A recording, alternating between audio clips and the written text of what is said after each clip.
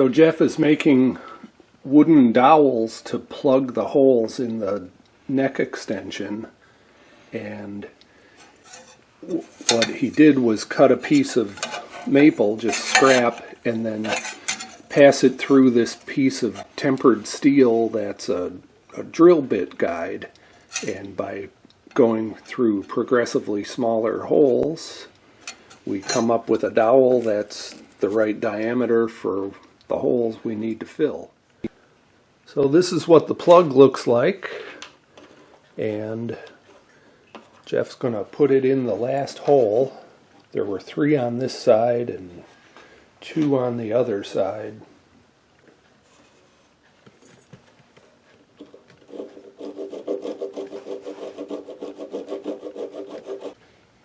There's also one hole that's really in the binding, not in the wood. So he made a plastic dowel to go in there. So that's all set to go. We used acetone and some shreds of plastic to make some white acetone glue, and that'll cover any little gaps if the dowel, well, the dowel was round but the hole actually isn't. So we'll fill it in with white glue.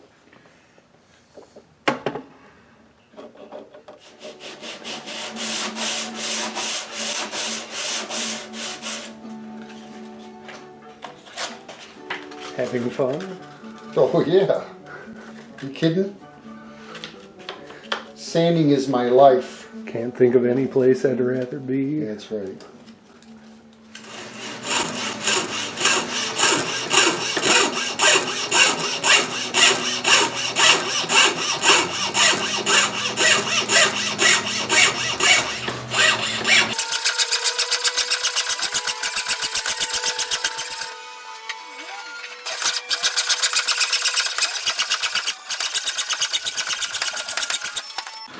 We're not happy with these patches, so we cut out some pearl inlays, and we're gonna just disguise the patches with something a little more artistic. Hopefully somebody will think it's artistic. So put this down here, trace around it.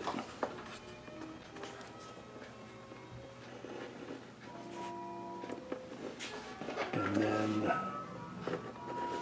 route away the wood and inlay the patch.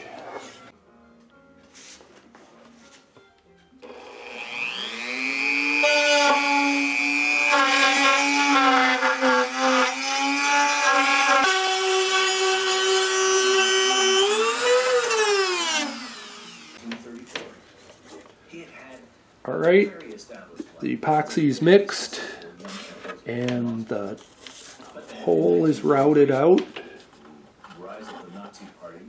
So now glue this in and sand it level after the glue dries.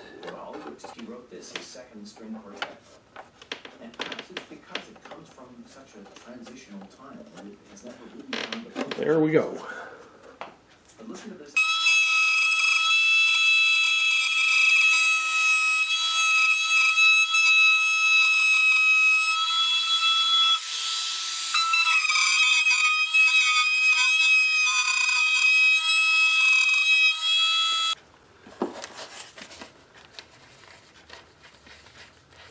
So mixing up the epoxy to glue these in. And the idea with these shapes, they really aren't completely random. What we thought was that they would bear some resemblance to the shape of the peg head. So it's not just a completely unrelated shape that we decided to put in. Although it's not all that obvious either.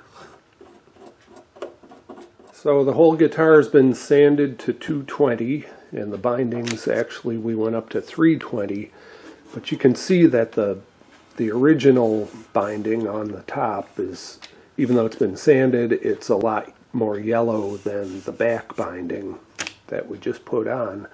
So what we're going to do before putting on the finish is stain the bindings to try to get them closer to the same color.